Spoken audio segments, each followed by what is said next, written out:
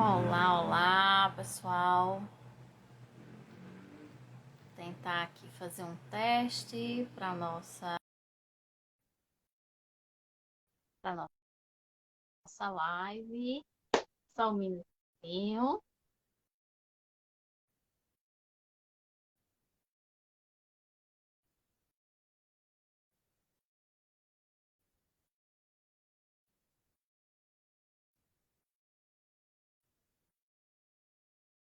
Cadê? Olá, pessoal. Boa noite. Sejam todos, todas e todes muito bem-vindos, bem-vindas e bem-vindes.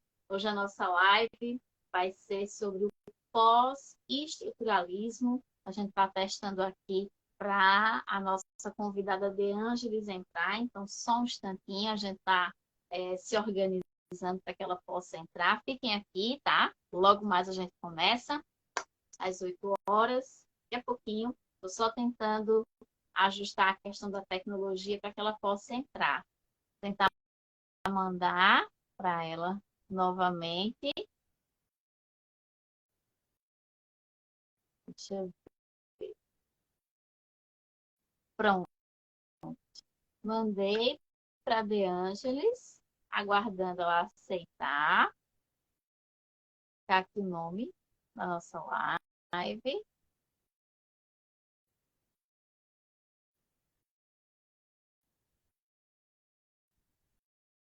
Tentando organizar aqui. Só um instantinho. Como é que vocês estão? Estão todas, todos e todos bem? Nossa primeira live do ano, né? Primeira live de 2023. É um prazer estar com vocês aqui em mais um ano, discutindo um assunto bem importante, né? Enfim, que é um assunto complexo, mas muito importante, que é pouco discutido em algumas áreas, mas muito discutido na sociologia, na filosofia, e a gente vai democratizar isso para as ciências humanas de modo geral para vocês. Deixa eu ver aqui, só um instantinho.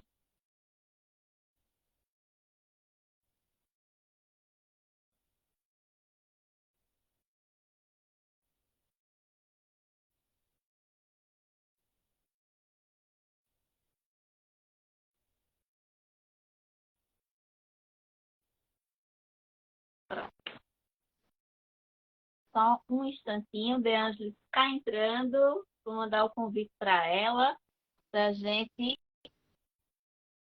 começar o bate-papo.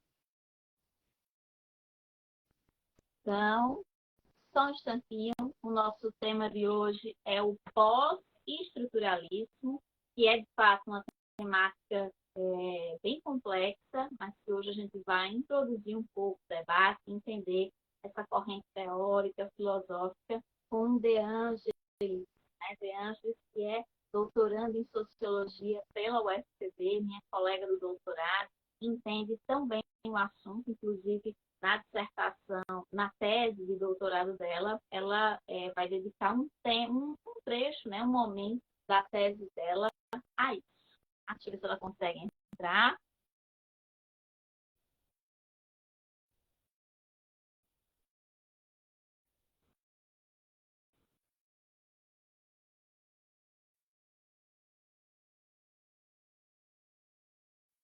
Vamos lá. Deixa eu ver se ela consegue entrar.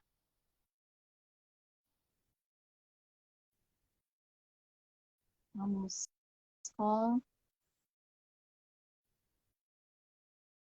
calma, que a gente está entrando, começando 2023, relembrando, né, como a gente mexe com toda essa parte tecnológica. Então, a gente está se reabituando, alguns botõezinhos aqui no Instagram mudaram, então a gente está se reabituando, mas a gente vai entrar logo mais. Ela está entrando já, aguardar ela entrar aqui com a gente para fazer essa discussão, esse bate-papo bem interessante. Feliz 2023 para vocês, né? Espero que a primeira live do ano vocês gostem muito, que a gente realmente comece com, né, o pé direito. Vocês estão bem? E contem de onde vocês falam, de qual estado vocês falam. Quero saber muito enquanto a nossa convidada não entra. Só ver aqui.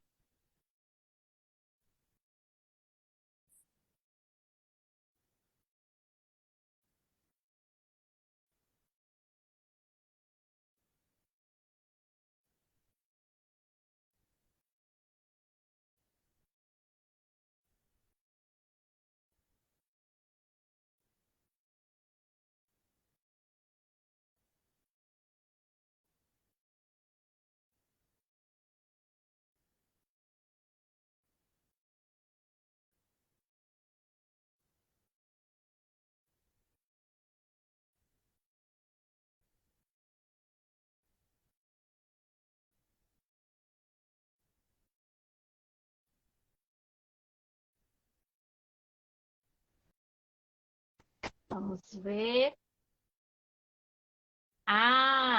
Já. Jesus colocou aqui. Gente, eu estou tentando entrar. Ela vai conseguir. Deixa eu mandar novamente aqui um convitinho.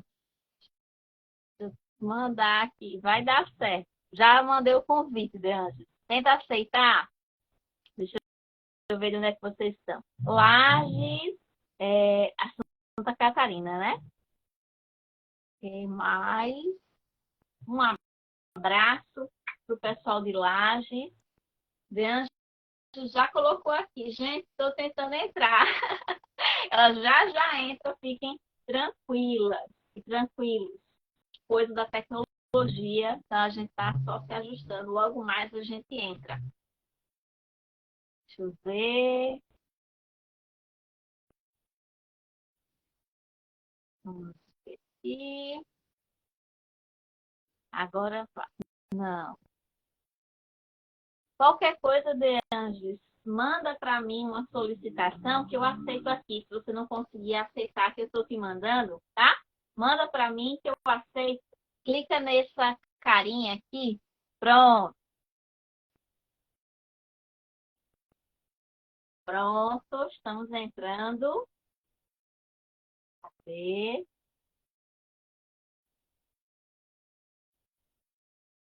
Vou tentar aqui novamente. Aceitar. Entrar ao vivo com o De Anjos.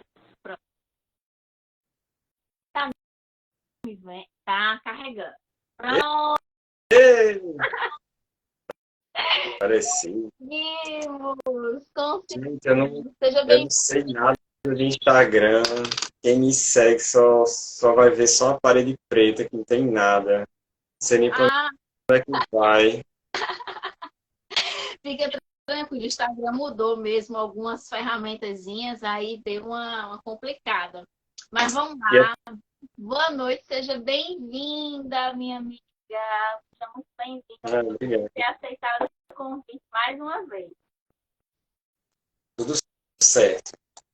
Bom, gente, deixa eu só apresentar para vocês, né, De Ângeles. Ela vai falar um pouco mais do currículo dela, mas De Ângeles, ela é doutoranda em Sociologia pela Universidade Federal da Paraíba, é minha colega do doutorado. Ela já esteve aqui conosco algumas vezes e no YouTube também, discutindo temas variados. É uma pessoa não binária também, e tem, né, outras formações, é graduada e mestre em Psicologia, também pelo FPB, faz parte do coletivo não binário. Então, ela vai falar um pouquinho mais das coisas que ela participa.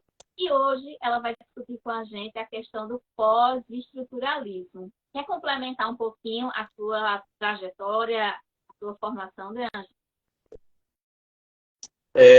Bem, eu sou amante da filosofia. Acho que se tirasse isso de mim, eu ia ser uma pessoa muito triste. Eu me formei em eletrônica também pelo IF. Até hoje eu atuo na área, né? Sou entusiasta, né? Eu, sei lá, por gostar de filosofia, eu me interesso por muita coisa. Ultimamente estou estudando direito administrativo por forças maiores, mas tenho me interessado, né, também. Sei lá, eu vou. Eu passei por muitos ares e o serviço social me chamou também. Ano passado eu atuei enquanto docente dentro do campo do serviço social e tenho tido reflexões, né, que às vezes eu compartilho com Tiana sobre. E, bem, eu acho que esse caminho interdisciplinar, para mim, é um caminho que mais faz sentido, né? A gente vê toda a realidade por um único ângulo, a gente cai no erro, muito fácil. E aí, estou na sociologia também, né? Tenho debatido física com um amigo meu, acho que eu até cheguei para ti também, né, Tiana, com algumas questões também, né? Porque inquietações a gente sempre vai ter, basta a gente encontrar. É basicamente isso. Mas eu também estou nos movimentos sociais, só que um pouco em off também, né? É isso, sei lá. A jornada pelo conhecimento nunca vai acabar. Isso é o que move a minha vida, né? Dá sentido, enfim. É isto. Vocês É, têm mais alguma coisa para falar também? é muito importante colocar lá no currículo. Coloca amiga de Tiana. Narcisista não, a pessoa mergulha, né? Bom, gente, vocês já perceberam que vai ser um papo super gostoso, super descontraído, mas sério, né? Porque um assunto muito interessante, que me interessa, inclusive, eu vou até pegar a canetinha aqui para anotando, porque será uma aula, tenho certeza, aqui. Gente, eu vou desativar os comentários só para não ficar o rosto de Deângela assim, tapado pelos comentários. Depois que ela terminar a fala, eu abro para as perguntas de vocês, tá certo? Vou só desativar aqui os comentários para ficar melhor, para a gente se ver melhor. E agora, de fato, começando, minha amiga, né? Direto ao ponto, como você colocou, discutir por uma única vertente, uma única abordagem, muitas vezes faz com que a gente caia no erro. Por isso, a minha felicidade quando eu abri uma caixinha de perguntas e o pessoal pediu para discutir o pós-estruturalismo. Fiquei muito contente, né, por essa disposição em conhecer correntes teóricas novas, discutir, né, ramos da filosofia diferentes, ter um diálogo mais amplo, mais interdisciplinar, como você colocou. Então, para começar, partindo do pressuposto que a gente está lidando aqui com pessoas que não conhecem o pós-estruturalismo, né, que sabem zero ou quase zero, incluindo eu aqui na questão, o que é o pós-estruturalismo? Tiana, minha câmera está travando não, né? Não, Só para saber. não, tá tranquilo. Ah, tudo certo.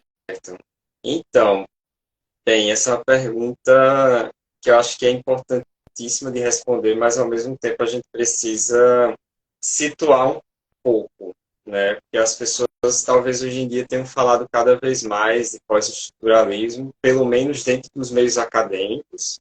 Talvez isso fique um pouco mais popular, não sei, com o passar dos anos. Mas o que a gente tem visto são movimentos que levam as pessoas a refletir nos termos do pós-estruturalismo, sem nem que elas percebam isso. E aí, depois eu quero falar um pouco mais sobre isso. Por exemplo, Tiana falou que eu sou uma pessoa não binária, né? E aí eu pergunto aí quem estiver assistindo, se você já se perguntou o que é ser uma pessoa não binária, né? De onde foi que isso veio? Quando a gente começa a refletir sobre isso, sobre essa categoria que aparentemente surgiu e que algumas pessoas, inclusive, elas taxam como sendo ridícula, como sendo isenta de verdade, né? A gente pensa, afinal, mas certo, as pessoas estão dizendo que não é verdade, mas não é verdade por quê? E principalmente, não é verdade por quem, afinal? Isso vai levando a gente a começar a pensar uma coisa que é importantíssima, e é a base, talvez, ou uma das bases, para o pensamento do pós-estruturalismo, que, na verdade, eu diria, é um reencontro com a filosofia, que é basicamente o pensamento do que é verdade, mas, principalmente, como se produzem verdades. Eu acho que a filosofia, historicamente, ela se preocupa muito em perceber o que é a verdade. Essa primeira pergunta, ela recebe todos os holofotes. A segunda, ela cai um pouco em desuso.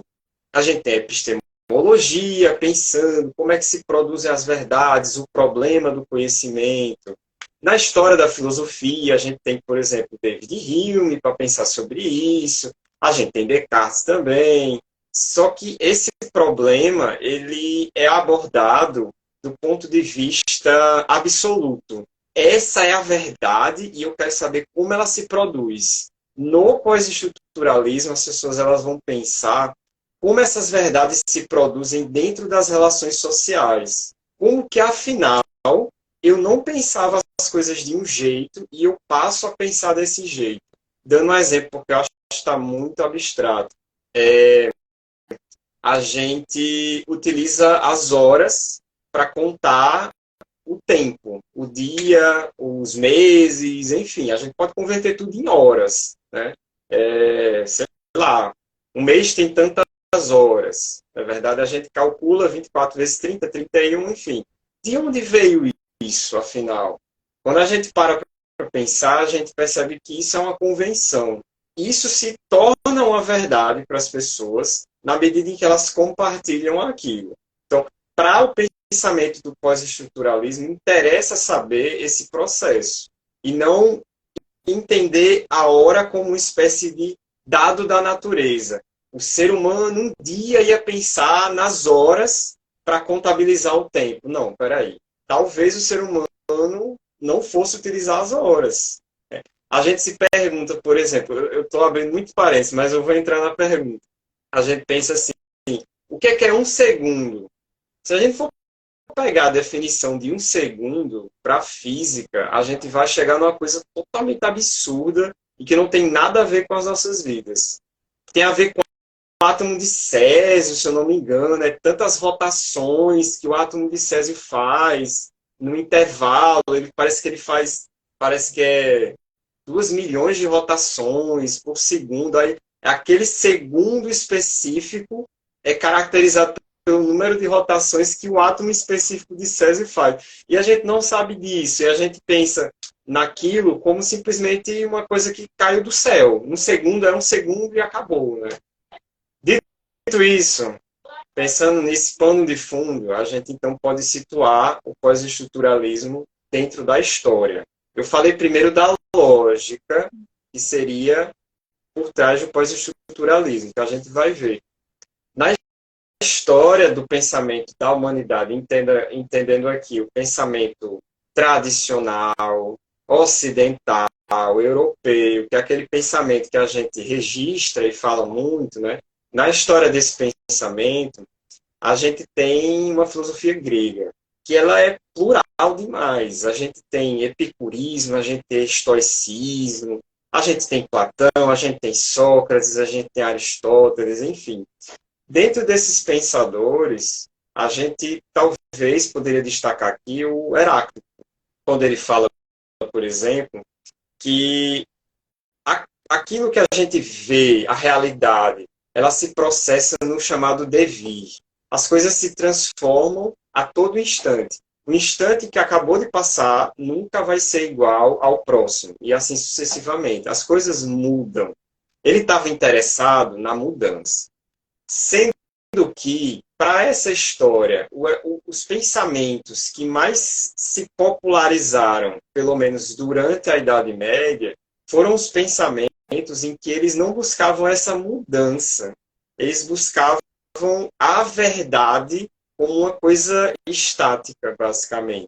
Por exemplo, a caverna de Platão. A gente está numa caverna e as pessoas elas estão nos enganando com as sombras. E um dia a gente se liberta e sai da caverna para ver a verdade resplandecente no sol. E essa verdade ela cega, né? Mas a gente se acostuma ali com ela. Mas a verdade está ali. A verdade, ela está posta. Ela é uma coisa em que eu vou sucessivamente me aproximar. E aí eu vou chegar, afinal, nessa verdade. Esse pensamento ele se popularizou bastante. E aí a gente vai ver uma verdade essencializante, uma verdade essencialista. E a filosofia ela passa muito tempo buscando isso, essas verdades atemporais. Aquilo que é verdade, independentemente de qualquer circunstância. Isso se processa por um longo tempo. Aí vocês, só para conectar as coisas, vocês relembram o caso do segundo, né? O que é um segundo? A gente pode pensar isso como uma verdade atemporal, ou como uma coisa construída, de certa forma, convencionalizada. E a convenção, ela vem a partir de debates sociais, de certa forma, né? Mais ou menos ali com a participação da sociedade, né? Essa historicidade da filosofia em busca da verdade atemporal, ela vai se processar mais ou menos até o século XVIII, quando a gente vai ver a figura do Hegel, que vai ser um dos primeiros a tentar introduzir a história na filosofia, quando ele vai pensar, pô, o Heráclito já estava preocupado com isso, mas isso fica um pouco morto, né? Hegel, ele acaba reavendo um pouco essa história na filosofia. E aí ele vai pensar no movimento dialético, né? A questão da tese, da antítese, da síntese, né? Caso alguém não tenha familiaridade, a gente pode entender aqui que a tese seria uma afirmativa da realidade. É um estado presente das coisas. A constante mudança faz com que a gente se negue o tempo todo, mas a gente está num presente estado, né? Esse presente estado ele pode ser negado por uma antítese. Eu penso A, aí depois chega uma pessoa e diz B, por exemplo, né? A gente conversa e a gente chega num acordo, numa síntese, a junção das duas coisas. Não é nem a primeira nem a segunda, né? A gente chama isso de C, basicamente. Aí isso vai ser uma nova tese, enfim. Isso produz um movimento. Isso produz uma coisa situada num dado contexto, que é um pouco diferente da filosofia tradicional, que estava buscando aquela verdade absoluta, basicamente. Então a gente vai ver na história do pensamento da filosofia muito esse flerte com a verdade. O que é a verdade, afinal? A gente pega, sei lá, Descartes, penso, logo existo. Eu duvido de tudo, até da minha existência. Mas eu não posso duvidar que eu duvido, porque isso aí seria a certeza do meu pensamento. Logo, é uma verdade que eu penso. Enfim, a filosofia ela vai muito a partir desse formato. Mas aí a gente também vê a figura de um pensador importantíssimo para finalmente chegar no pós-estruturalismo, não o único, mas ele é importante, que é o Nietzsche. O Nietzsche, por exemplo, quando ele vai pensar a moral, ele vai tecer uma crítica aos filósofos da moral, quando ele vai falar mais ou menos assim. Até então, parece que os filósofos da moral, do que deve e o que não deve ser, né, eles se preocuparam muito em dizer qual é a moral que é correta. Eles estavam muito preocupados com isso. O que é deve? O que é bom? O que é justo? E ponto final. Não é o que é bom para a minha sociedade, é o que é bom. Né? São as formas atemporais. Né? E aí ele critica esses filósofos quando ele fala mais ou menos assim, né? Eu não estou aqui para entender o que exatamente é o belo, o que exatamente é o bom. Eu estou aqui para entender o processo de formação da moral, afinal. Aí é onde ele vai escrever a genealogia da moral. Ele tá preocupado em entender as transformações, muito mais do que dizer o que é ou o que não é.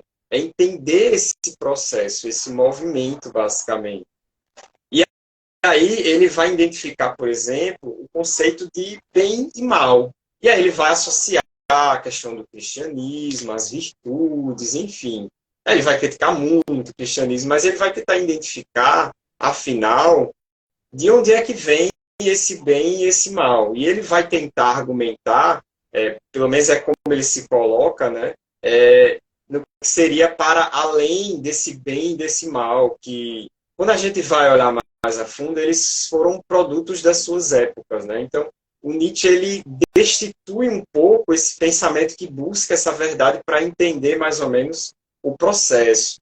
Então, quando ele vai fazer o movimento da genealogia, ele está, mais uma vez, situando a história. Só que é ao contrário de Hegel, que Hegel ele falava que a monarquia constitucionalista seria o ápice da história da humanidade, né?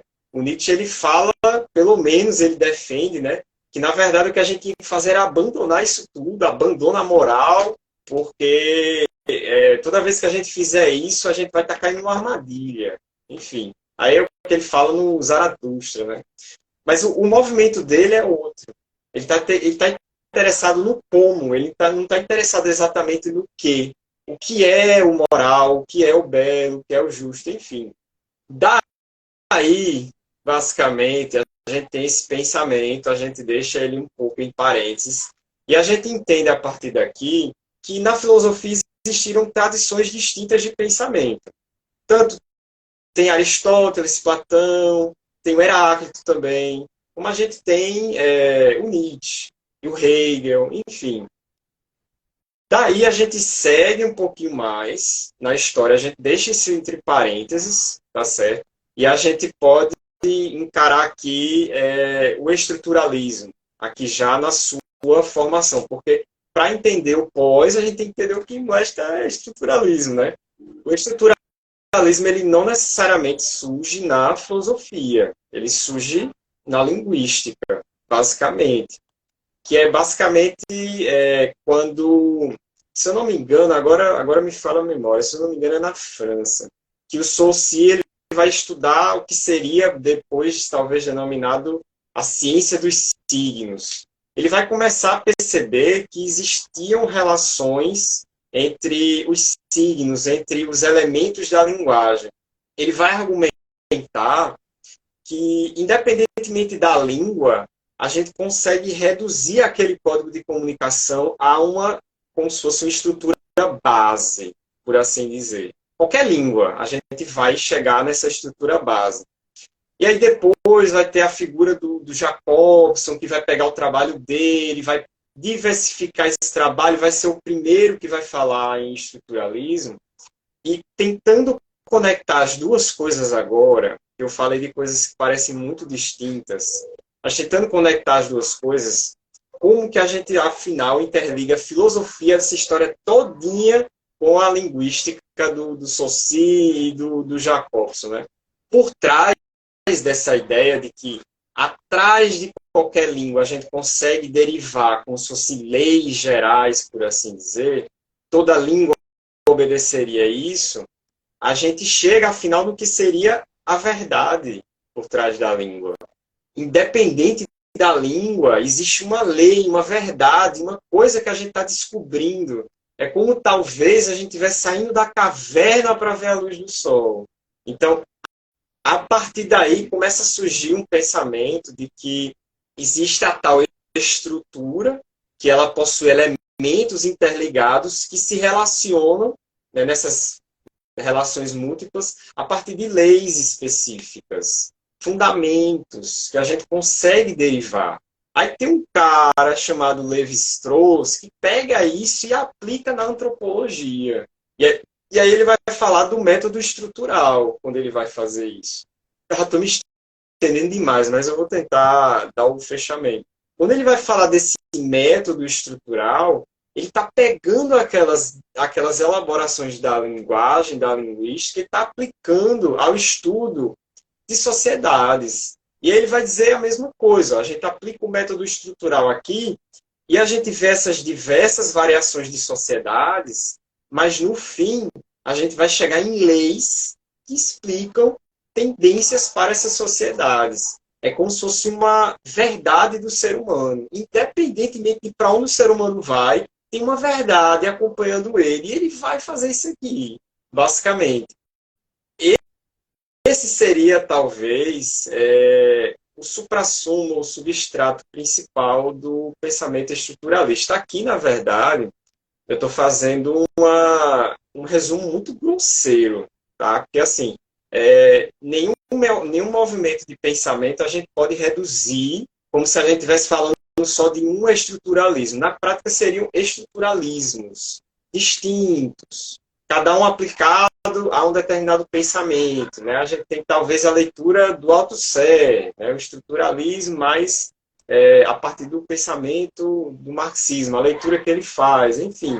A gente tem diversas aplicações, aplicabilidades, mas entendendo isso, entendendo que dentro desse campo científico do estudo da linguagem das sociedades, a gente identificaria o que seriam essas verdades tão caras para a filosofia, pelo menos aquela que se consolida mais como filosofia, né? Heráclito deixa mais de lado, Nietzsche, talvez as pessoas não leem muito, enfim. Diante disso, surgem, afinal, sucessivas críticas que são feitas por pensadores e pensadoras, que depois eles vão ser reunidos sobre o rótulo de pós-estruturalistas. Eu falei, não sei quantos minutos agora para chegar finalmente aqui. Esses pensadores, eles vão ser reunidos nesse rótulo, mas que eu saiba, eles próprios não usam esse rótulo para se denominar. Na verdade, o próprio termo pós-estruturalismo ele é questionável. Tem gente que usa neo-estruturalismo, tem gente que acredita que pós-estruturalismo, na verdade, seria um hiperestruturalismo. Seria, na verdade, não uma tentativa de superação ou questionamento, mas, na verdade, seria um refinamento do estruturalismo. Aí tem muita gente assim. O termo que ficou popular é pós-estruturalismo. Eu, na verdade, gosto desse termo, mas isso é subjetivo, porque eu encaro que seria realmente uma crítica a esse estruturalismo.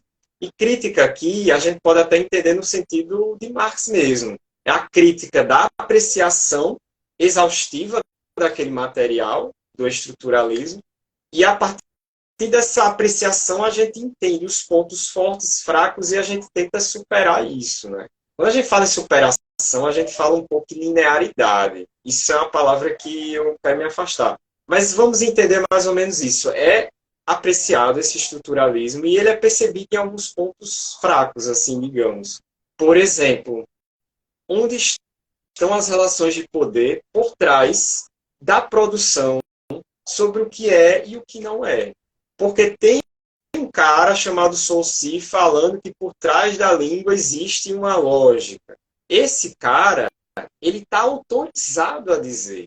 E a fala dele ecoa a sociedade porque ele fala de um ponto privilegiado. Então, isso a gente precisa levar em conta, afinal. E aí a gente pode entrar em outros exemplos. Afinal, por que a sociedade, primeiro, define o que seria a homossexualidade e atribui a isso logo um caráter de doença, primeiramente, pela psiquiatria, enfim, pela igreja, que seja, e depois só que a gente vai se preocupar, mas, entre mil aspas, com o que seria o chamado sujeito heterossexual.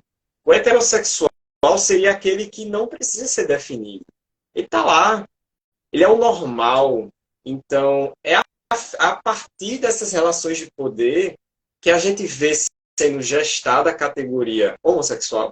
E a partir dela é lançado todos os holofotes normativos e de controle.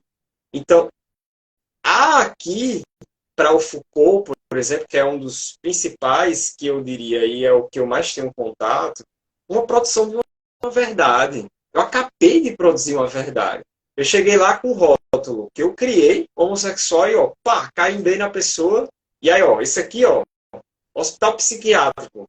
Esse aqui, normal. Esse vai para a sociedade. E assim a gente faz uma rotulação e a gente separa, a gente cria uma coisa nova. Só um exemplo, só para... Eu não sei se eu já estou extrapolando, né? Todos os limites, né?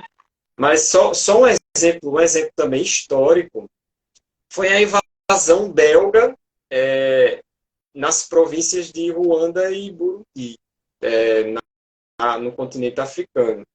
Qual foi a estratégia que eles usaram para tentar controlar? Eles chegaram no território e eles chegaram para a população, eles começaram a disseminar a ideia de que haviam dois grupos étnicos. Havia um grupo que se parecia mais com os europeus. Eu não me lembro se eles chamavam esse grupo de Tutsis, eu não lembro se era esse o nome. E o outro era um grupo mais afastado. Esse não parece tanto. E eles chamaram de Hutus. Se eu não me engano, é vice-versa, é trocado. Não tinha diferença nenhuma. Eles inventaram essa história. E acabou que, como aquilo emanava de um povo branco, etc., que acabou sendo uma verdade que reverberou de fato naquela população, talvez porque eles vieram, né, e aí aquilo, perante a população, se atribuiu uma capacidade superior àquela população belga. Por conta dessa introjeção, eles começaram a acreditar naquilo e eles começaram naturalmente a se separar. Antes aquilo não existia, aquela divisão não existia, era simplesmente inexistente. Depois, eles, acreditando naquilo, começaram simplesmente uma guerra civil. Isso é retratado mais ou menos num filme chamado Hotel Ruanda. É um filme bem pesado. E ali a gente vê a produção de uma verdade. Simplesmente isso. Então, Foucault, pensadores do pós-estruturalismo, eles estão preocupados e preocupadas em pensar isso. Talvez o exemplo que eu dei tenha algumas imprecisões, mas é bem por aí. Butler vai pensar isso a partir de gênero, por exemplo, e da produção das vidas precárias. O Derrida vai falar sobre a questão da desconstrução. Enfim, existe aí uma pluralidade de pensamentos, né? E é por excelência um movimento pluridisciplinar, basicamente. Não dá para você definir o objeto do pós-estruturalismo é esse. Dá para dizer que ele tem a ver com essa relação com a produção das verdades, mas isso a gente fala sobre qualquer coisa. É possível ter uma proposição sobre qualquer coisa da realidade. E a gente vai dizer se ela é falsa ou verdadeira. Então, a gente pode pensar em quais condições ela se faz verdadeira perante a sociedade. Agora, eu prometo que eu não vou mais falar. Perfeito, acho Já falei demais. tudo. Então, só para recapitular, De Angelis, então Foucault, Butler são considerados autores pós-estruturalistas, né? Isso que colocou? Isso, né? Show. Estou anotando tanta coisa aqui, mas enfim, vamos seguir. A próxima pergunta é o seguinte. Eu queria saber se o pós-estruturalismo ele pode ser encarado como sinônimo para total descrença nas coisas. Assim. Não existe verdade, né? Descrença de tudo, já que a noção de verdade passa a ser questionada nesse sentido, né? A gente pode cair nisso ou não? Para uma resposta curta, eu diria que não. Mas quando a gente vai desenvolvendo, muitas pessoas elas podem pensar isso, né? Porque a gente pensa, então quer dizer que se a verdade é produzida, ela é arbitrária. Sim, toda verdade, no fundo, ela é arbitrária, porque ela é a expressão de um ser humano que profere. Então, ali existe uma atitude arbitrária, de fato, de estabelecer o que é e o que não é. Isso não significa que a gente vai se afastar da realidade em si. Agora, a gente precisa entender que essa realidade ela é definida pelas pessoas. Não tem como eu ter um acesso imediato à realidade. Todo acesso à realidade ele é mediado por alguma coisa. Não é verdade? Se eu não me engano, esses debates da mediação, né, que a gente vê um pouco no serviço social, acho que pauta muito por aí, né? Tudo é mediado, de certa forma. Nunca a gente vai ter um acesso imediato, direto. E a gente talvez pense até aqui, só um parênteses, pensa muito na fenomenologia. Né? O Russell tentava um método para se ter acesso à essência, ao eidos do fenômeno. Né? Aquilo que é, afinal, mais uma expressão da filosofia em busca da verdade. E aí dizia que a gente tem... Espírito, né, do Hegel mesmo. É Também, né? uma grande referência. fato, de fato. E aí a gente pensa numa coisa assim, que se a gente tem uma ideia sobre, para o Russell pelo menos, né, já se afastou. Se eu olho para um objeto e digo mesa, acabou. Já me afastei do fenômeno, basicamente, né, da essência do fenômeno. Enfim, tem várias formas que as pessoas tentavam buscar o acesso imediato à verdade. Então, o que o pós-estruturalismo vai fazer é dar ênfase a essa questão da mediação, principalmente da linguagem. Porque é a partir da linguagem que a gente se comunica, basicamente. Então, essa comunicação, ela não é um mero artefato ou uma ferramenta que serve para a gente fazer referência à realidade.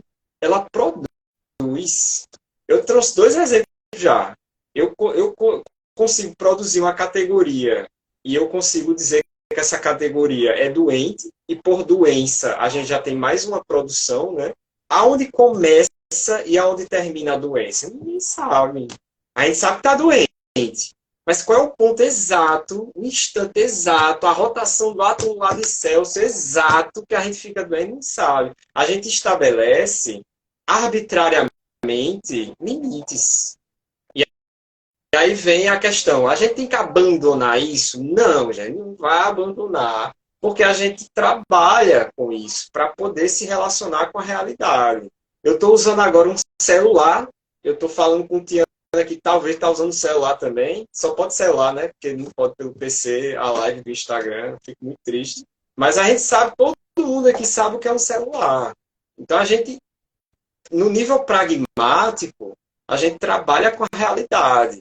Só que quando a gente leva as últimas consequências, a gente começa a pensar que, na verdade, o que é o celular verdadeiro?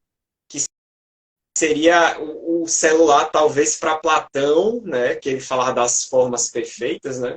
O celular perfeito diante do qual todos os outros se derivaram. Ele não existe. É o protótipo, ele não existe, basicamente. O que a gente tem são coisas, e a gente nomeia essas coisas a partir de convenções. Nesses atos, a gente produz muita coisa. Essa é a ênfase do pós-estruturalismo. E aí não significa que a gente está se afastando da realidade. A gente está buscando entender como as pessoas entendem a realidade. Não é que a realidade não existe, mas é como as pessoas entendem. É entender como se entende e como esse entendimento ele é produzido dentro de jogos de poder. O elemento do poder ele é muito presente nas obras ou pensamentos do pós-estruturalismo, porque quando a gente pensa em quais são as narrativas que resistem ao tempo e quais narrativas se tornam popularizadas, a gente imediatamente percebe que existem diferenças e hierarquias. Por exemplo, historicamente, quando uma mulher falava que um cara famoso a estuprou, geralmente as pessoas descredibilizavam totalmente. A narrativa dela não tem efeito, o cara tem razão. Na história a gente pega, sei lá, estudo de história na escola. Ei, todo mundo vamos aprender história, não sei o quê. Primeiro que não é história do mundo, mas é vendida como tal. História da Europa é tida como a história do mundo. Por quê? Aí eu já lanço para todo mundo pensar aí. Mas dentro desse exemplo, não acabou não, né? Ainda tem pior. A pessoa, por exemplo, pega assim um livro, aí a pessoa pega o Império de Alexandre, sei lá, Alexandre o Grande. Aí a pessoa vê expansão do Império. Aí depois a pessoa vê retaliação dos povos bárbaros. Espera aí. Para falar do Império do cara, a gente usa a palavra expansão. O cara saqueou, matou, porque para você expandir o Império, você tem que invadir e matar, basicamente. Não tem muito o que fazer. Porque as pessoas não vão dizer, nossa, você está invadindo a minha terra, tudo bem, passe, pode matar, pode roubar. Não, isso não acontece. Quando essas pessoas tentam retaliar, aí o livro de história fala, retaliação dos povos bárbaros. O livro não fala, por exemplo, retomada, vingança, justiça sendo feita. Não.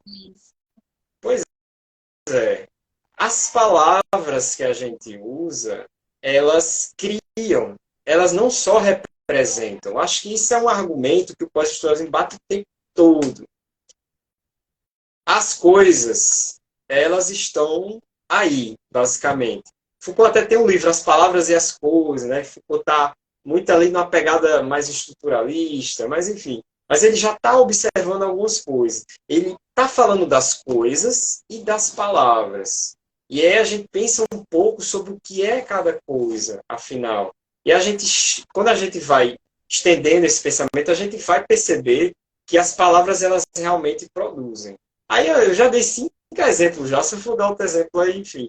Mas a gente não pode entender que realmente é uma negação da realidade. Tem até uma pensadora, é uma feminista norte-americana, e que ela pensa, será que Foucault abandona a verdade, assim, como se fosse aquela coisa em si, por assim dizer. E ela chega na conclusão que não. Eu, pessoalmente, também chego nessa conclusão, porque eu penso o seguinte, né? Tá, o cara está dizendo que a gente precisa pensar nas palavras e como elas criam verdades também. Mas isso que ele está dizendo é uma verdade? A gente pensa, pela ótica da correspondência, se a gente verifica que isso é um fato, eu então penso o seguinte, tá, o cara não se daria o trabalho de escrever um livro se ele não acreditasse no que ele está falando. Porque se a gente relativiza tudo, que as pessoas confundem muito pós-estruturalismo com relativismo absoluto, né? Então o cara pode escrever qualquer coisa, mas ele chega e escreve o que ele acredita que corresponde. Ele tem uma perspectiva das coisas. Então, quando a gente vê uma pessoa dizendo que o pós-estruturalismo é o relativismo total, oba-oba, eu posso dizer que tudo é qualquer coisa, aí a pessoa realmente ela está fazendo uma caricatura da coisa. Ela não entendeu, ela não leu.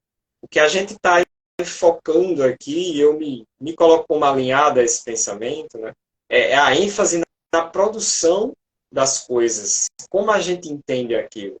Mas as coisas elas estão lá de uma forma ou de outra. Afinal, a gente interage, vive a vida, respira, enfim, me estende demais.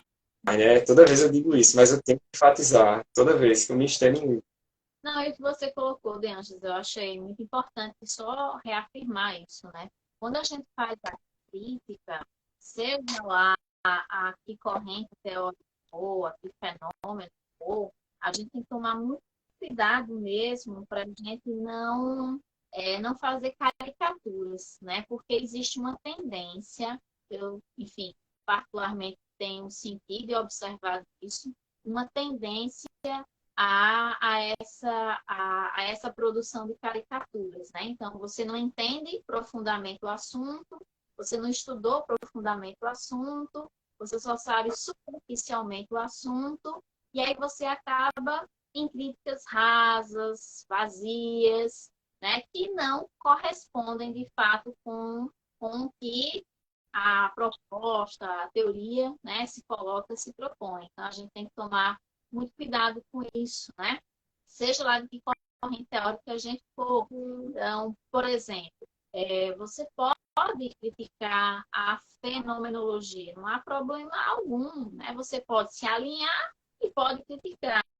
Agora, não basta dizer que a fenomenologia ela é a psicologização das coisas, que ela olha o micro, e que individualiza a problemática. Bom, só isso, né? Um arcabouço filosófico enorme, gigante, com diversos autores respeitabilíssimos até hoje, você pode até discordar, tudo bem, né? Mas é importante discordar com uma base bastante fundamentada sobre. Então, até para criticar, a gente tem que entender aquilo que a gente está criticando. Como é, Granges colocou aqui, como é que ela vai falar sobre o pós-estruturalismo sem entender o estruturalismo, né? Eu vou criticar o positivismo sem entender o que é o positivismo. Reduzir o positivismo é conservador, aí coloca Comte, Durkheim, e aí traz a questão do funcionalismo, e que a sociedade é orgânica, e que traz essa lógica biologizante, e que culpabiliza o indivíduo, e que individualiza as problemáticas e ponto. Gente, isso é reproduzir chavões, isso é reproduzir palavras de ordem, isso é uma lógica de conhecimento manualesca, né? Que vai incorrer em erros, que vai incorrer em simplificações, que vai incorrer em caricaturas, né? Então, por isso, eu reforço e chamo a atenção para isso, tá? Você não precisa gostar e concordar com o estruturalismo, com o pós-estruturalismo, com o positivismo, com o marxismo, seja lá com o que for. Você pode escolher, né? Mas é importante que, mesmo partindo de campos teóricos opostos, a gente tenha um olhar respeitoso sobre o outro e que a gente estude para tecer críticas fundamentadas e respeitosas também, né? Porque a gente também não pode cair numa lógica de que o meu é perfeito e o outro, né, está completamente errado, então eu vou ridicularizar o outro. Isso não é honesto, isso não é bonito, isso não é elegante, isso não é de bom senso. Os grandes intelectuais não fazem isso, né? Bom, mas não vou me ater, não vou me ater muito a isso, não. Depois a gente pode fazer uma reflexão final sobre, mas fica as sugestões aí para refletir, né, gente? Bom, e a minha última pergunta, para depois poder ir para as considerações finais e para as perguntas de vocês, tá? Daqui a pouco eu vou abrir os comentários. É o seguinte, antes. O que uma pessoa ela poderia fazer para se aproximar do pensamento pós-estruturalista? Digamos, tem alguém aqui nos assistindo e se encantou. Poxa vida, eu quero estudar mais, eu quero ler mais, eu quero entender. Me chamou a atenção. Ou essa pessoa já tem um pouco, alguma aproximação e quer aprofundar essa questão, como é que a gente faz para se aproximar do pensamento pós-estruturalista? E aí eu pergunto isso porque parece uma forma de pensamento, né, de filosofia, que geralmente está distante das pessoas, né? As pessoas não conhecem, as pessoas não sabem o que é. Muitas pessoas sequer ouviram falar, né? E as que ouviram caem mais uma vez em definições assim muito equivocadas, né?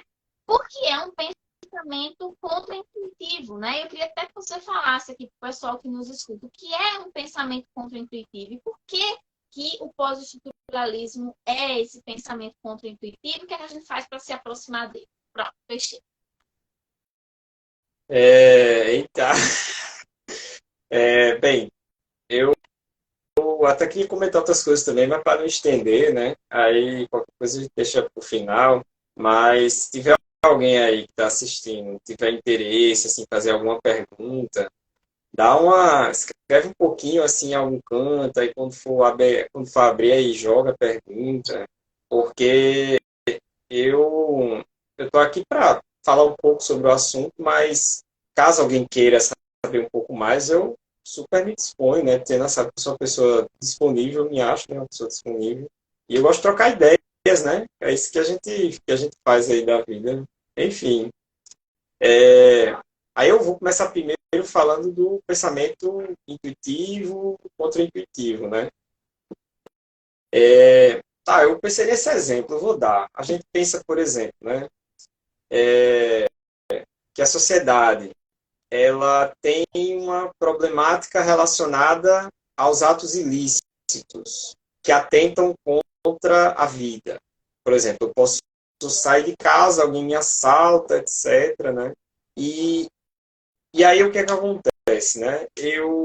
Depois desse assalto, eu espero que quem estiver assistindo nunca tenha passado por isso, eu já passei, é fogo, é complicado, mas se já, né, enfim, a pessoa pensa mais ou menos assim, né? Então, se não tivesse bandido, não tinha crime, basicamente, né? Só que aí a gente pode pensar nisso como uma primeira visada. A gente verifica a cena e a gente pensa, tem um responsável pelo crime e tem a pessoa lesada, eu, no caso, né? Então, sem o criminoso, que é a causa, não tinha crime. Para uma primeira leitura, a gente pode pensar isso. Ok, retira-se a causa do crime, da figura do criminoso, não tem mais crime. Só que aí a gente pega, por exemplo, o próprio Durkheim, né? Quando ele diz assim, o crime é um fenômeno normal na sociedade. A gente pensa, como assim, fenômeno normal? Para entender isso, ele começa a fazer um olhar não da situação, mas é um olhar amplo, macro, estatístico da coisa. E ele vai perceber que em todas as sociedades tem algum tipo de crime. Talvez tentando chegar em uma tal verdade da coisa. Eu ainda vou entrar um pouco nesse exemplo pela ótica do pós-estruturalismo. Mas o que eu queria falar principalmente é o seguinte, é que primeiro a gente tem aquela cena. Só que se a gente pensar no que levou essa pessoa, por exemplo, a chegar nesse ato criminoso, que a sociedade assim rotula, né? A gente tem um mar de coisas. E aí a gente pode pensar, o que é intuitivo? É o que aparece primeiro. As pessoas dizendo, por exemplo, tem que ter policiamento, é ostensivo, direitos humanos para humanos direitos, leva para casa, não gostou, leva para casa. Tem que assaltar lá todo dia, ficar ameaçando tua família. E aí a gente pega, por exemplo, um caso histórico do Brasil, que foi a intervenção militar, se eu não me engano, foi o Michel Temer que permitiu acontecer, né? Ou seja, as Forças Armadas do Exército com tanques rodando o Rio de Janeiro.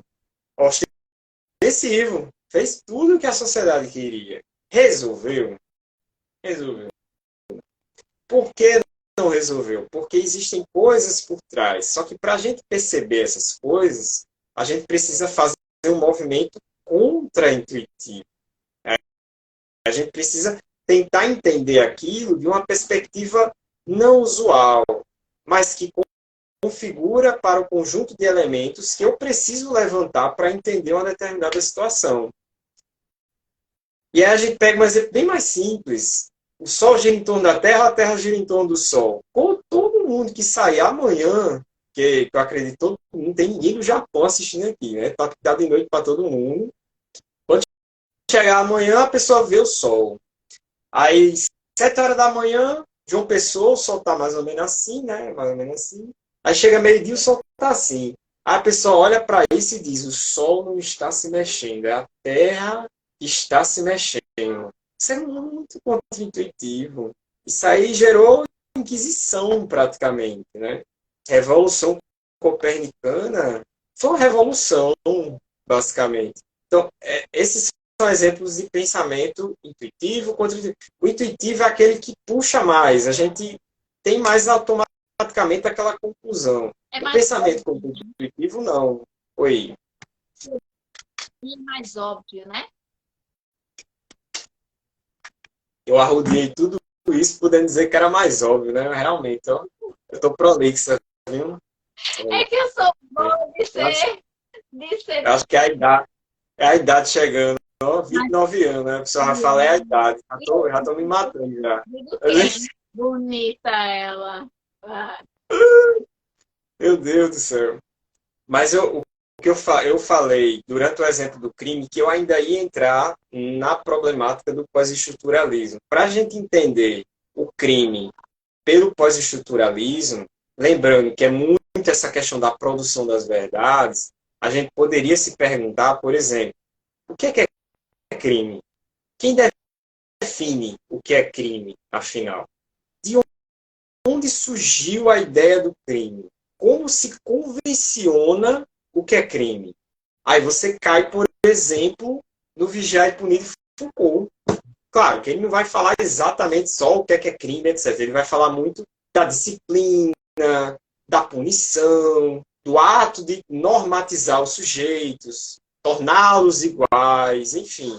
Mas ele vai falar isso aplicado a ótica do crime, porque existe uma ação coercitiva para punir aquilo que difere do esperado pela sociedade.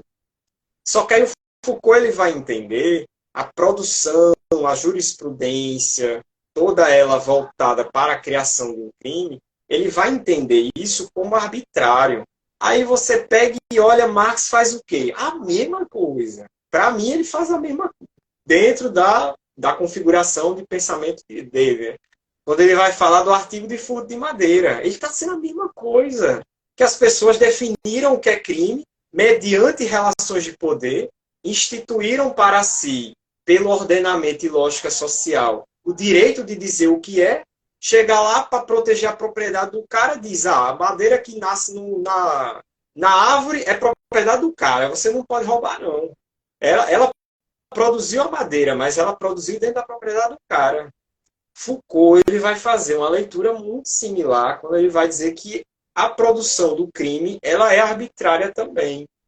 E aí a gente pensa, o que é roubo? Aí tem gente que fala, imposto é roubo. E aí eu penso, bem, exploração do trabalho também podia ser um roubo, né? Agora ele é um roubo aceito pela sociedade. Ele é um roubo que não é tipificado como crime. Aí a gente pensa na situação do crime e a gente olha o cara te assaltando e a gente se indigna com aquilo.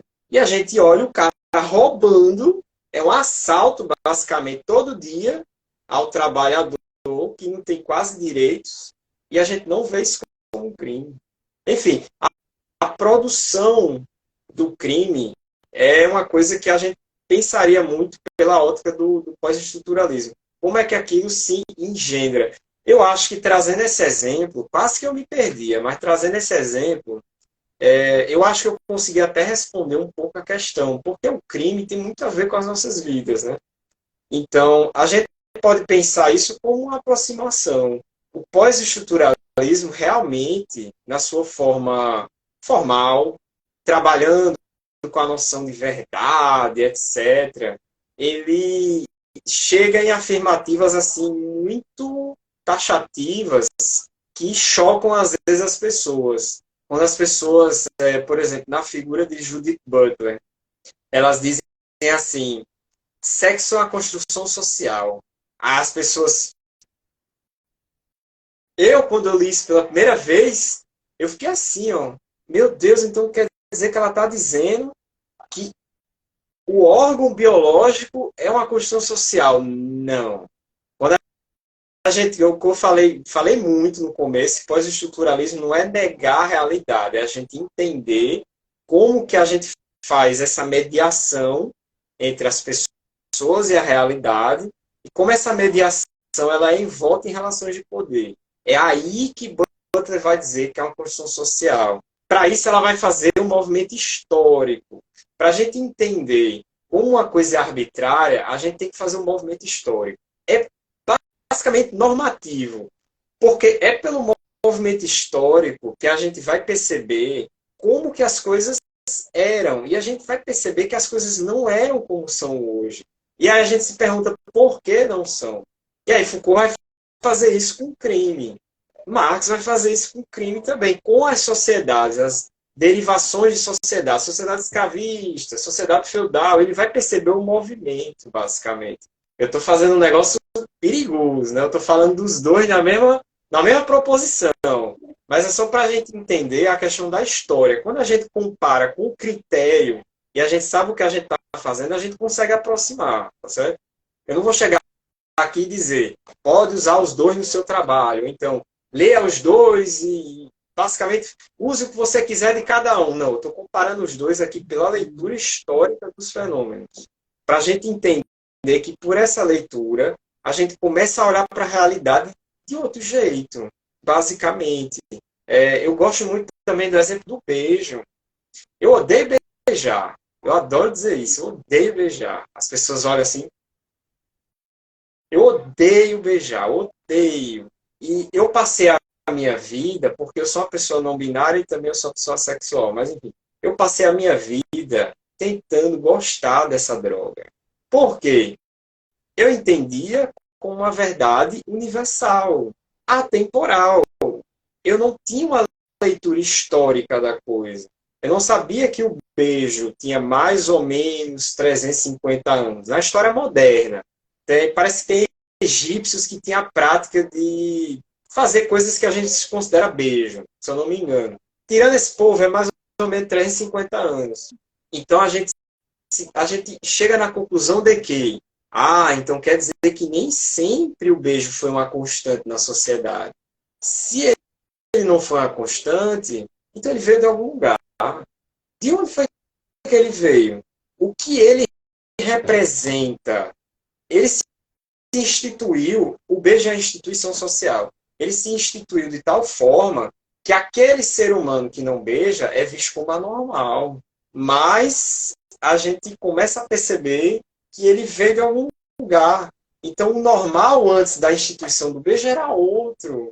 Então, assim, quando a gente começa a apreciar o que está à nossa volta, a partir de um movimento histórico, e buscando entender justamente como se produzem os entendimentos que a gente tem hoje, a gente começa a perceber muita coisa. E como essa produção desses entendimentos, ela é envolta nas relações de poder. O que eu quero dizer com isso é o seguinte: nem todo mundo pode dizer. Eu não posso chegar na sociedade e dizer, gente, existe pelo menos 3 gêneros: masculino, feminino, não binário. As pessoas vão olhar para mim e elas vão rir, basicamente. Eu não tenho direito de dizer o que é e o que não é, basicamente. Essas coisas fazem com que a gente perceba que essas produções realmente elas obedecem a certas lógicas. E aí a gente vai chegar, por exemplo, no que o Foucault escreve. Ele não escreve, ele fala no curso dele e as pessoas escrevem, que é reunido num material chamado A Ordem do Discurso. Foucault vai dizer isso: nem todo mundo pode dizer tudo em qualquer lugar. É isso que ele vai dizer. Eu não posso chegar e dizer qualquer coisa. Para eu chegar aqui para vocês e falar, eu tenho que ter uma qualificação. Eu tenho que ser doutora de formação de doutorado, de não sei o quê. Eu não posso chamar qualquer Zé para falar. E assim a gente controla o que pode ser e o que pode ser, o que não pode ser. O que pode ser dito e o que não pode, basicamente. Um último exemplo, só para fechar. Eu adoro exemplos, e nos exemplos eu me empolgo, né? Na época que eu fiz o Enem, eu acho que era 2012. Ó, meu Deus, faz 11 anos, né? Nunca mais eu quero fazer Enem na vida, porque, nossa, a pessoa fica assim, ó. Aí depois a pessoa faz, né?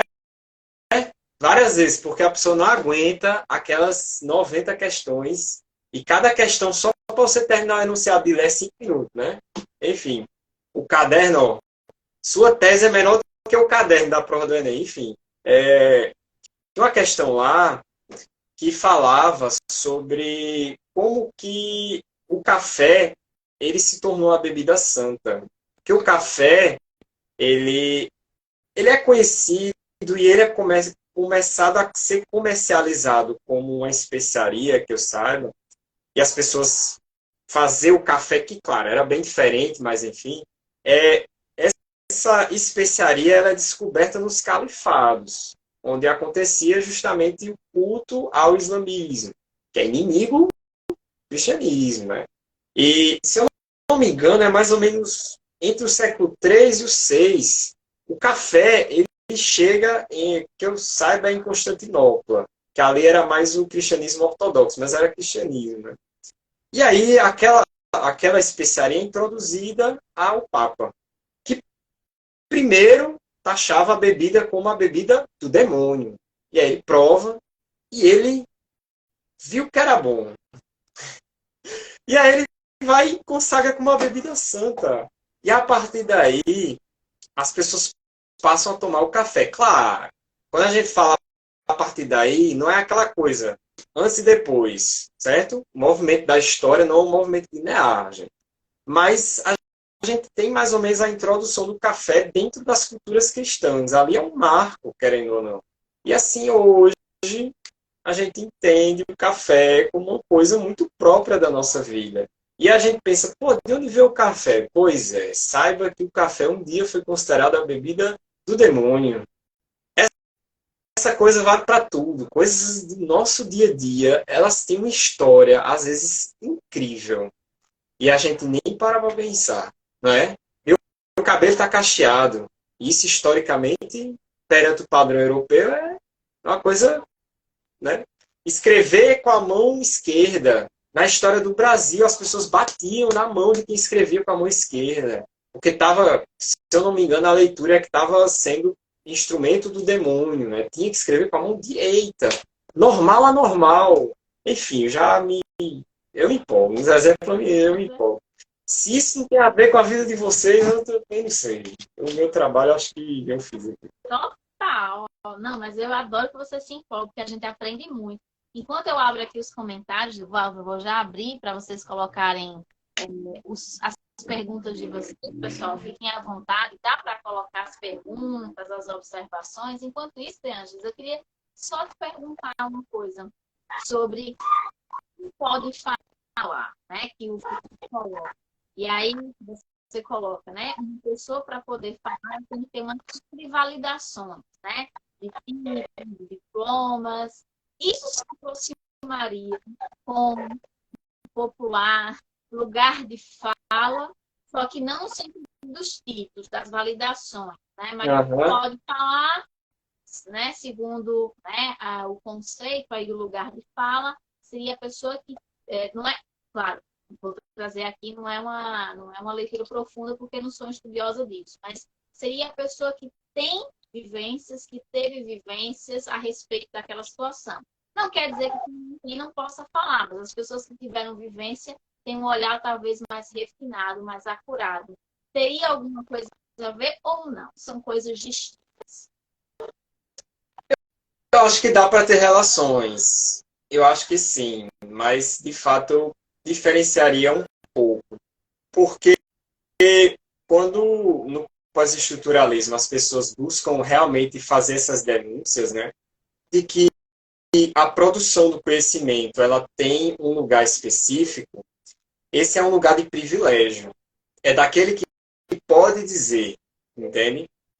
É da ciência que, por um privilégio histórico, chega e fala: você é anormal, você é normal. Por exemplo, acho que agora, acho que é no CID, o CID que saiu esse ano agora, ele foi escrito ano passado, aí saiu esse ano, se eu não me engano, é o CID, finalmente tirou a transexualidade do rol de distúrbios, patologias mentais. O DSM parece que já fez isso há um certo tempo. O DSM é da psicologia, o CID é mais geral, né? A Classificação Internacional de Doenças da OMS. Eles tinham o direito de dizer. Eles chegam lá e dizem, olha, é ou não é? A gente também não pode achar aqui que há uma mera arbitrariedade.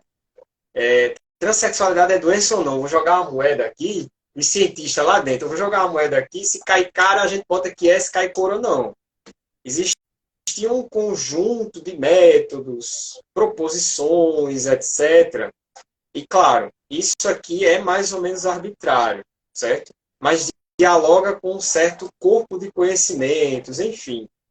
Isso é um direito de dizer, de toda forma.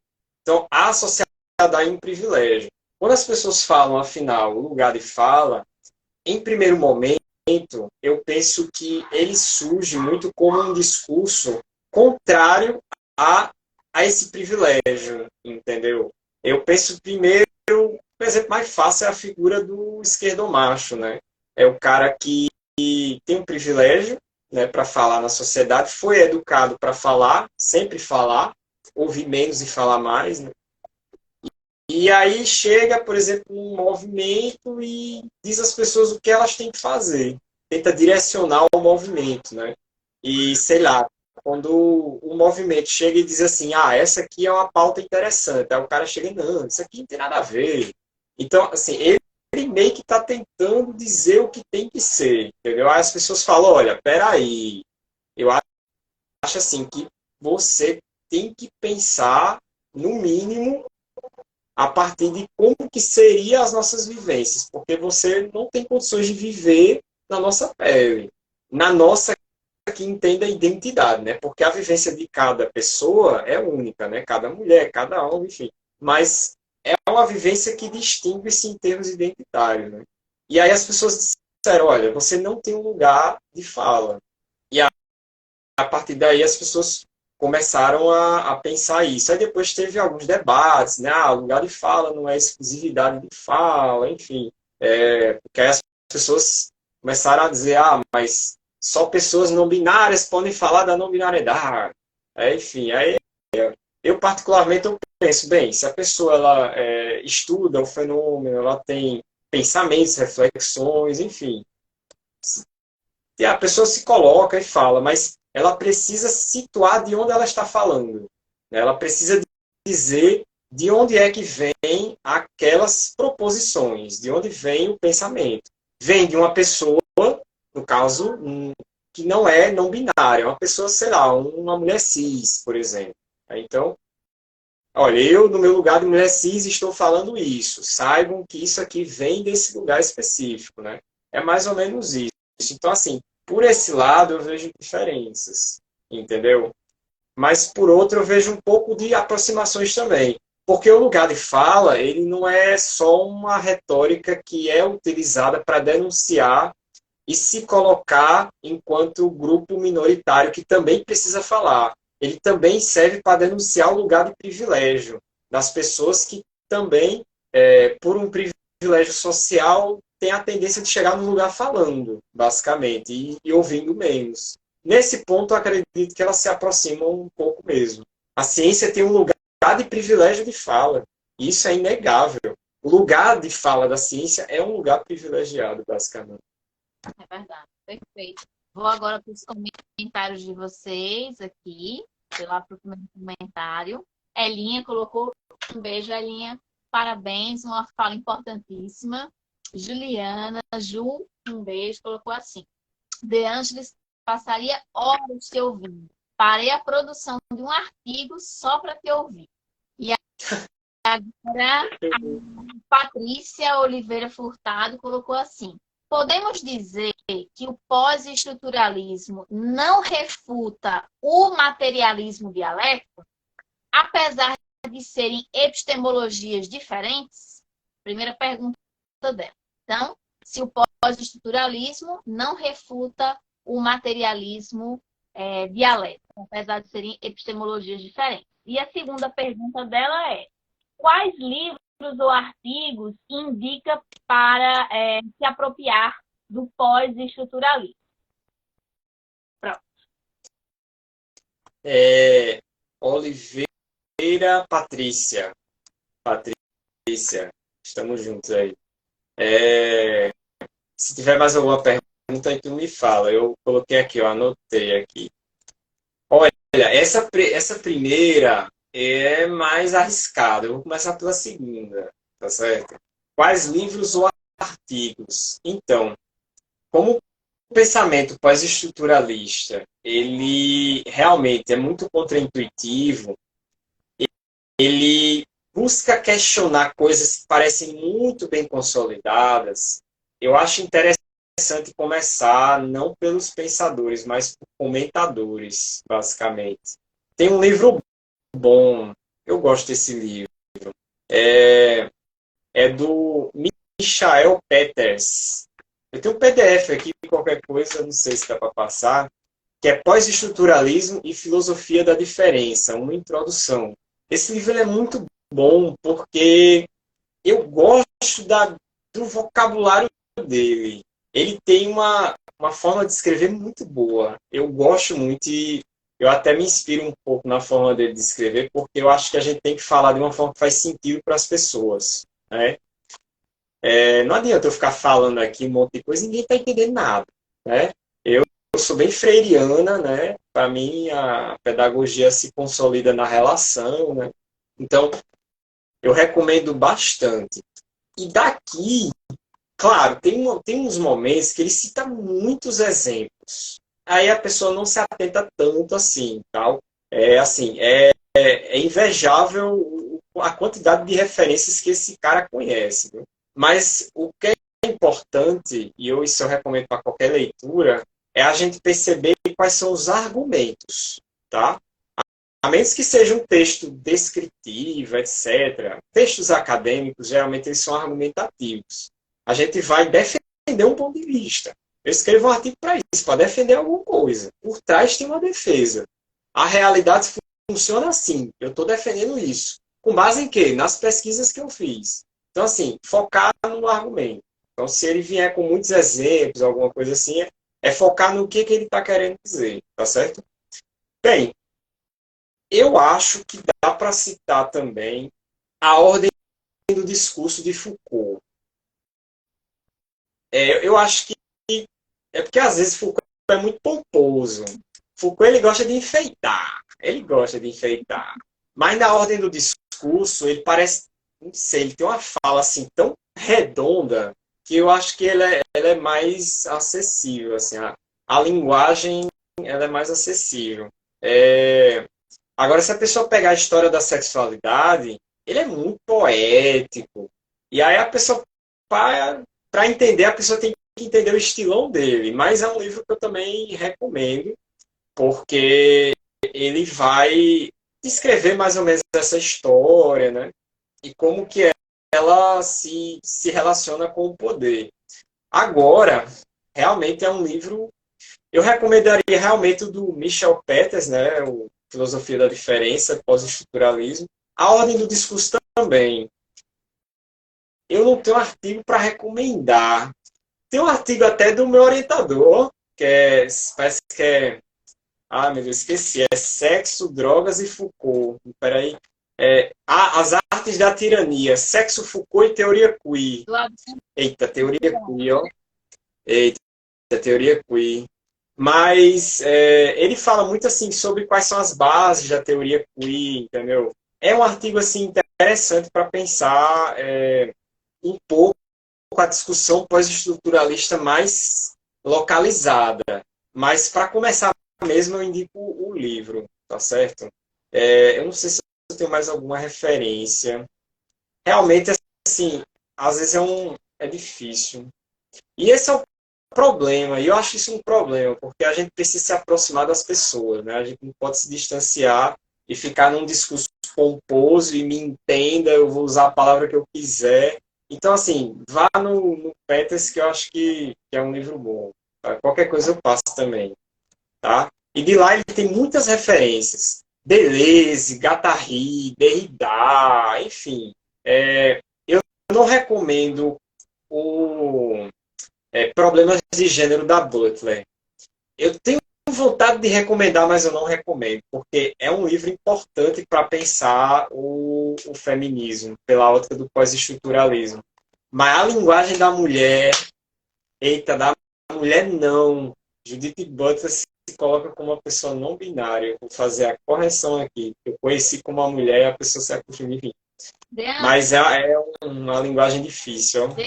Deixa eu também tem um detalhe, né? O problema de gênero, em alguns momentos, ela entra, né, em choque com o próprio Foucault. Né? Ela tece algumas críticas a Foucault. Para quem não tem uma leitura do interior de Foucault, talvez fique confuso demais. Outro detalhe, assim, a Judith, ela vai tecer críticas a Foucault, embora tenha admiração e concorde com ele em muitas coisas, mas ela também vai tecer críticas ao próprio feminismo. Então, se você não tiver algumas leituras anteriores, você pode estar achando que ela está negando o feminismo, entende? Então, tem que ter um certo cuidado. Concorda comigo? Eu concordo. A própria linguagem que Butler usa também é uma linguagem bem rebuscada. Viu? É um nível de escrita assim um pouco inacessível. Então, o Peters, ele tem uma escrita muito mais legal. Eu acho muito mais legal. É a escrita que eu mais gosto de usar, né? Esse aí, para mim, pode ir que é sucesso. Agora, respondendo a primeira pergunta, eu anotei assim, podemos dizer que o pós-estruturalismo não refuta o materialismo dialético, apesar de serem epistemologias diferentes. Então, eu vou me arriscar aqui na resposta, viu? Esse é um debate não terminado, tá certo? Eu diria que não. Não. Para mim, o pós-estruturalismo, ele dialoga muito mais com o estruturalismo. Essa noção da estrutura, claro, a gente pode identificar alguns elementos de um pensamento que se pauta mais numa essência, essência-aparência, né? No pensamento de Marx, enfim. Mas eu não vejo um movimento direto de pensadores e pensadoras que eu conheço, pelo menos, na tentativa de refutar Marx. Eu vejo o contrário. Na verdade, eu vejo o contrário. Isso aí, nossa, tem algumas pessoas que fossem ouvir isso, assim, elas talvez ficassem assim, ó, em choque. Mas, o que é, afinal, por exemplo, a esquizoanálise do Guattari, se não basicamente uma perspectiva que leva em consideração as elaborações de Marx sobre o capitalismo. Guattari está pensando muito no capitalismo como um sistema que formata. Que eu saiba, isso não é estranho ao pensamento de Marx. E Guattari ele vai pensar na esquizoanálise como um movimento em que você vai tentar se destituir, você vai tentar saltar como um sujeito, basicamente. É uma construção da sua singularidade. O capitalismo ele tenta pegar aquilo e massificar. O capitalismo ele é um sistema que produz do mesmo. Ele produz regularidades, ele padroniza.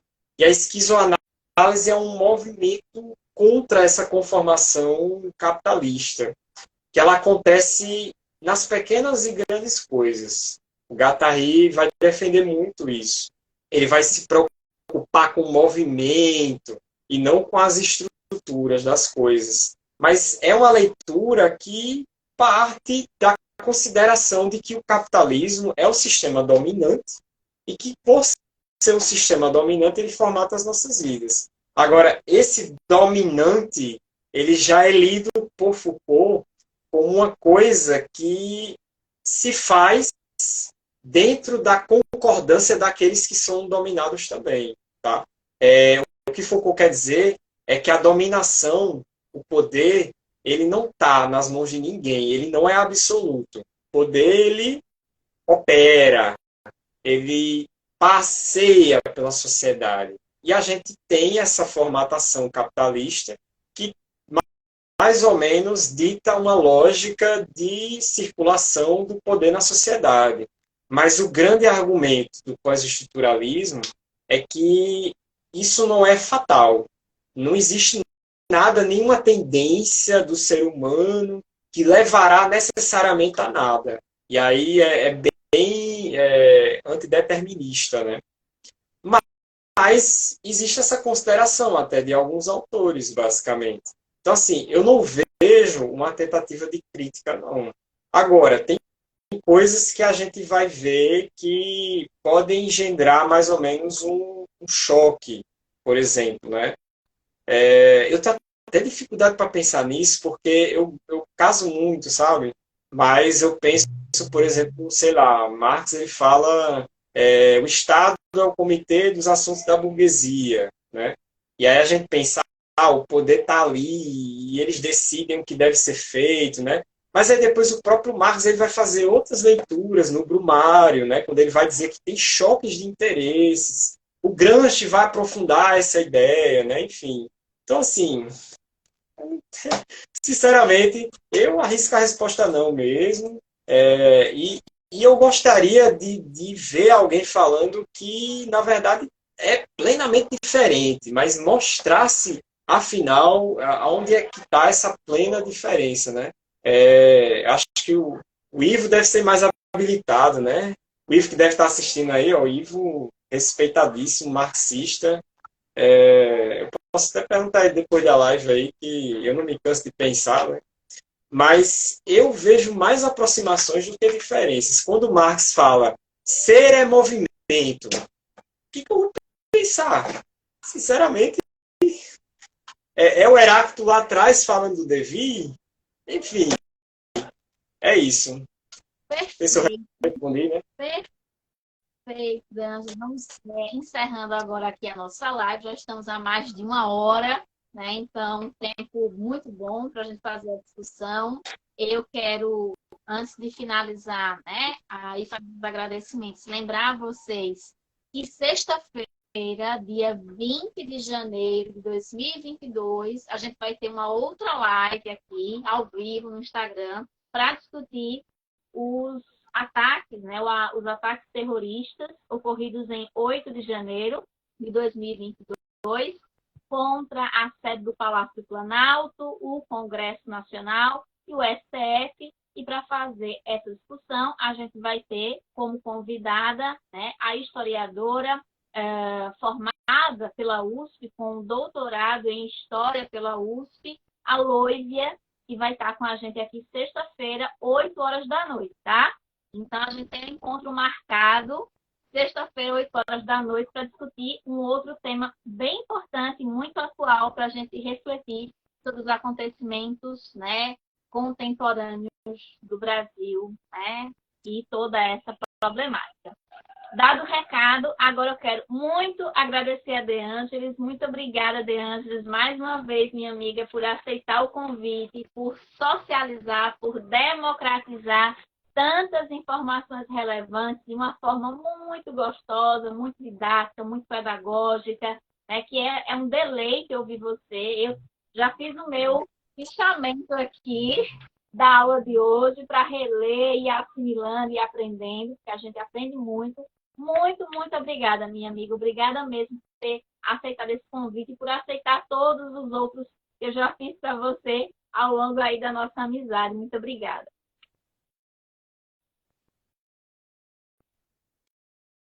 E para dar tchau também, né? Sim. Gente, foi um prazer. Eu espero que vocês tenham refletido bastante, porque para mim é isso. Essa coisa que dá sentido, um dos sentidos da minha vida é isso, fazer as pessoas pensarem, né? Tava morrendo de dor de cabeça antes de entrar aqui, felizmente não estou mais. E tava trocando ideia com Tiana, né, sobre outros assuntos, e não para não. Sigam aí, quiserem começar, comecem por esse livro, e daí, enfim, qualquer coisa, tá certo? A gente faz outra live aí, não sei se esclarecendo alguma coisa. É isso. É bom, Maravilha. né? Pensar é bom demais. Enfim, é isso, gente. Um beijo para vocês. É isso. Muito obrigada, amiga. Muito obrigada por disponibilizar, inclusive, a estar com a gente novamente em outros momentos. O pessoal comentou aqui, Juliana, essa live foi de alto nível. Parabéns às envolvidas.